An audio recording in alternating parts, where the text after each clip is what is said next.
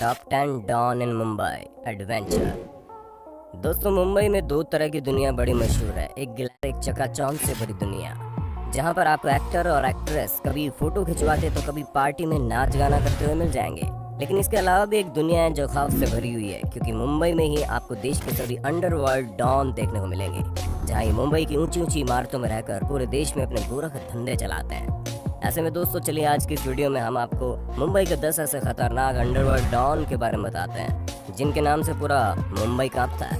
हालांकि इनमें से कुछ लापता है तो कुछ जेल की रोटी तोड़ रहे हैं और कुछ को एनकाउंटर में मार दिया गया है, लेकिन ये सभी अपने आप में खौफ का दूसरा नाम थे। टाइगर मेनन। दोस्तों, चलिए सबसे पहले बात करते हैं टाइगर मेमन की। ये वही टाइगर मेमन है जिसने 1993 के मुंबई ब्लास्ट में अपनी भागीदारी दिखाई थी, जहां सीबीआई और इंटरपोल जैसी कई सारी एजेंसी कई सालों से टाइगर मेमन को ढूंढ रही है। लेकिन इतनी मेहनत करने के बाद भी इन खुफिया एजेंसी को टाइगर मेमन की तस्वीरों के अलावा कुछ नहीं मिला। शायद आपको याद होगा, 2015 में मुंबई बम धमाकों के आरोप में इसके छोटे भाई याकूब मेमन को फांसी की सजा हुई थी। तभी याकूब ने इस केस की जांच कर रहे पुलिस अधिकारियों को ये धमकी दी थी कि उसका भाई टाइगर याकूब की मौत का बदला लेगा। जी हाँ, ये ठीक उसी तरह था जिस तरह फिल्मों में लोग अपने मरने पर मौत का बदला लेने वाले का नाम बता देते हैं। हालांकि खुफिया एजेंसी की माने तो इस समय टाइगर मेमन पाकिस्तान के कराची में रह रहा है, पर इसकी ऑफिशियल डिटेल्स अभी तक किसी के हाथ नहीं लगी है। छोटा राजन। अब आपको इस खतरनाक डॉन का नाम सुनकर भले ही थोड़ा अजीब लग रहा हो, लेकिन अपने नाम की तरह ये छोटे काम करने वालों में से नहीं है, क्योंकि ये वाकई में बहुत खतरनाक डॉन है। दोस्तों, 1959 में मुंबई के चैम्बूर में जन्मे छोटा राजन ने मात्र 10 साल की उम्र से ही फिल्म के टिकट ब्लैक करने शुरू कर दिए थे और जुर्म की दुनिया में इसने बड़ा राजन के साथ कदम रखा। इसकी खुशकिस्मती से एक दिन बड़ा राजन की मौत हो गई और ये अपने गैंग का इकलौता लीडर बन गया। फिर इसके बाद एक वक्त ऐसा भी आया कि छोटा राजन अंडरवर्ल्ड डॉन दाऊद इब्राहिम के संपर्क में आया और इसी दौरान छोटा राजन ने ड्रग स्मगलिंग से लेकर किडनैपिंग और फिल्म फंडिंग जैसी चीजों में खूब पैसे कमाए। पर इसके गैर कानूनी कामों का कवरेज केवल भारत में ही नहीं बल्कि दुनिया भर में पहुंच गया। लेकिन 1993 के मुंबई बम ब्लास्ट के बाद दाऊद इब्राहिम और छोटा राजन के रिश्ते में खटास आ गई और फिर छोटा राजन अकेले रहकर अपने अपराधों को अंजाम देता रहा। इसी वजह से ये अपने समय का मोस्ट वांटेड डॉन था। रवि पुजारी। कर्नाटका के मंगलूर शहर में पैदा हुआ रवि पुजारी बहुत ही शातिर दिमाग का था, जहां इस पर करीब 200 से ज्यादा जुर्म के इल्जाम लगे हुए थे, जिसमें हत्या की कोशिश, लूटपाट, डकैती जैसी तमाम चीजें शामिल हैं। हम आपको बता दें कि शुरुआत में इसने अंडरवर्ल्ड डॉन छोटा राजन के साथ काम किया, लेकिन इसकी जिंदगी में बदलाव तब आया जब मुंबई ब्लास्ट के बाद छोटा राजन ने दाऊद इब्राहिम से किनारा कर लिया। ठीक उसी समय अपना फायदा देखते हुए छोटा राजन का साथ छोड़कर रवि पुजारी ने अपना खुद का गैंग बना लिया, जिसने शुरुआती वसूली, ब्लैकमेलिंग, किडनैपिंग जैसी तमाम चीजों से शुरुआत की। लेकिन धीरे धीरे इसका गैंग बड़ा होता चला गया, जिसके बाद रवि पुजारी ने बॉलीवुड सेलिब्रिटी से भी फिरौती मांगना शुरू कर दी। इसी कारण इन सभी चीजों से संबंधित कई सारे केस रवि पुजारी पर दर्ज है, क्योंकि इसने जुर्म की दुनिया में अपने पैर काफी लंबे समय तक पसारे थे। अबू सलेम।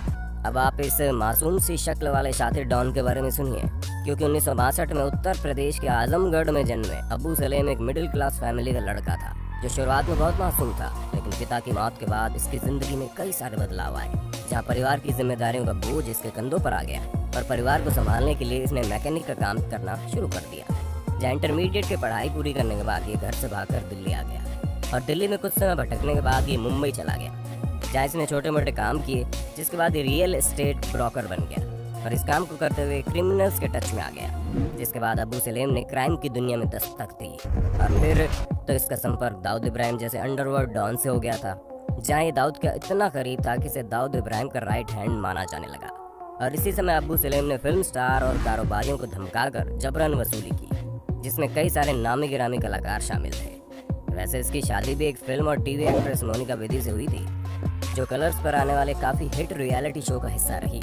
जी आपने उस रियलिटी शो का नाम बिल्कुल सही गेस किया है। तो आप फटाफट हमें कमेंट बॉक्स में उसका नाम भी बता देना, जिससे इस सीजन की शुरुआत बस होने ही वाली है। वरदा राजन मुदलियर। अब दोस्तों, वरदा राजन मुदलियर के बारे में जानिए, जो अपने समय का काफी खतरनाक डॉन था, जहाँ मद्रास से लेकर मुंबई तक इसका खौफ फैला हुआ था।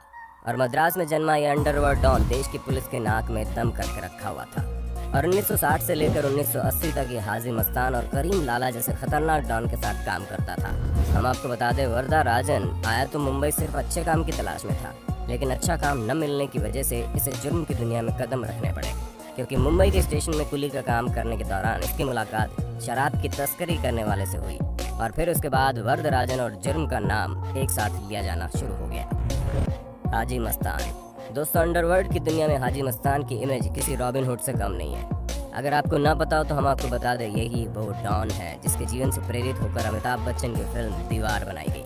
तमिलनाडु में जन्मे हाजी मस्तान का बचपन काफी गरीबी में गुजरा, लेकिन साइकिल बनाने के काम से लेकर महंगी महंगी गाड़ियों में घूमने तक का सफर काफी दिलचस्प था। हाजी मस्तान ने पूरी मुंबई में बरसों राज किया, पर सबसे ज्यादा हैरान करने वाली बात यह है कि हाजी मस्तान ने कभी किसी पर ना गोली चलाई ना ही मर्डर किया, पर इसकी दहशत पूरे मुंबई में गूंजती थी क्योंकि ये अपनी सभी गैर कानूनी काम अपने आदमियों से करवाता था। दोस्तों, जब हाजी मस्तान की नौकरी बंदरगाह पर कुली के तौर पर लगी तो उसी दौरान उसकी दोस्ती एक अरब के व्यक्ति से हुई जिसने इसे तस्करी के साथ अपने साथ शामिल कर लिया। तभी से हाजी मस्तान ने जुर्म की दुनिया में अपना आतंक फैलाना शुरू कर दिया। करीम लाला। दोस्तों, करीम लाला का असली नाम अब्दुल करीम शेर खान था। इसकी पैदाइश 1911 में अफगानिस्तान में हुई। करीम लाला एक कारोबारी परिवार से ताल्लुक रखता था जिसकी ठीक ठाक कमाई हो जाती थी, लेकिन वो जिंदगी करीम लाला को रास नहीं आती थी। इसी वजह से ज्यादा दौलत कमाने के चक्कर में करीम लाला ने मुंबई का रुख कर लिया। मुंबई आने के बाद करीम लाला हीरे जेवरात का तस्कर बन चुका था, जहाँ 1940 आते आते करीम लाला तस्करी का बेताज बादशाह बन गया। साथ ही साथ उस समय करीम लाला ने मुंबई में जुए और दारू के अड्डे भी खोल लिए और पूरे मुंबई में करीम लाला का दबदबा बन गया। करीम लाला इतना ज्यादा फेमस था कि हाजी मस्तान खुद उन्हें असली डॉन कहकर बुलाता था। अरुण गवली। एक मामूली सी चाल से निकलकर मुंबई के तख्त पर राज करने वाले अरुण गवली ने वाकई में बहुत शातिर चाल खेली। जहाँ 1960 और 70 के दशक में जब मुंबई में करीम लाला, वरदराजन और हाजी मस्तान का सिक्का चलता था, तभी वक्त के साथ इन सभी गैंग के नाम बनते हुए उठते रहे, जिसमें कुछ सियासी तख्त पर आ गए और कुछ मारे गए तो कुछ ने देश ही छोड़ दिया। उस समय मुंबई पर राज करने के लिए सिर्फ 2 ही शख्स मौजूद थे, एक अरुण गवली और दूसरा अमर नाइक, जिनके बीच मुंबई पर राज करने के लिए गैंग वॉर हुई। पर मुंबई पुलिस ने 1996 में अमर नाइक को ढेर कर दिया। तभी से मुंबई पर अरुण का राज चलने लगा। सफेद टोपी और सफेद कुर्ता पहनने वाले अरुण के गैंग में कई सारे लोग काम करते, जहाँ कई सारे व्यापारी अपने दुश्मनों को खत्म करने के लिए अरुण गवली की मदद लेते थे। ऐसे कई मामले थे जिसमें गवली ने पैसे लेकर हत्या और मारपीट जैसे जुर्म को अंजाम दिया और इनका आतंक इतना ज्यादा फैला था कि कई सारे लोग इन्हें सुपारी किंग के नाम से जानते थे। मन्या सुरवे। अब आप मन्या सुरवे के बारे में जानिए, जिसके ऊपर जॉन इब्राहिम स्टारर फिल्म भी बनाई जा चुकी है, जिनके बारे में कहा जाता है कि अगर ये एनकाउंटर में मारा ना जाता तो ये दाऊद इब्राहिम को भी खत्म कर देता। जहाँ मन्या सुरवे ने मुंबई की कीर्ति कॉलेज से BA किया, पर इसने 1978 में एक आदमी की हत्या कर दी, जिसकी वजह से इसे उम्र कैद की सजा हुई। लेकिन बीमारी का बहाना बनाकर ये जेल से भाग निकला। जेल से भागने के बाद मन्या ने अपने खुद की गैंग बनाई और वहीं से मन्या सुरवे की जिंदगी में टर्निंग पॉइंट आ गया, जिसमें कई सारी डकैती, कत्ल और किडनैपिंग जैसी चीजों को अंजाम दिया गया।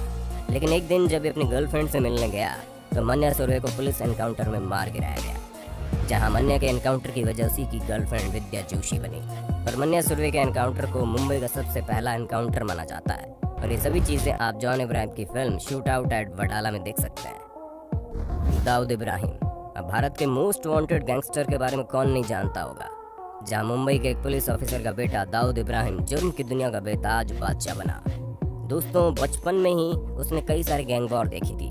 उसका असर उसकी जवानी पर पड़ा, जहां पर आगे चलकर वो करीम लाला के गैंग से जुड़ गया और फिर उसने अपने खुद की D कंपनी चालू की और अपने सभी दुश्मनों का खात्मा करके आगे बढ़ता रहा। फिर इसने अपराध की दुनिया में कदम रखा, जिसमें मैच फिक्सिंग से लेकर फिल्मी हस्तियों को धमकाकर उनसे वसूली करना शुरू कर दिया।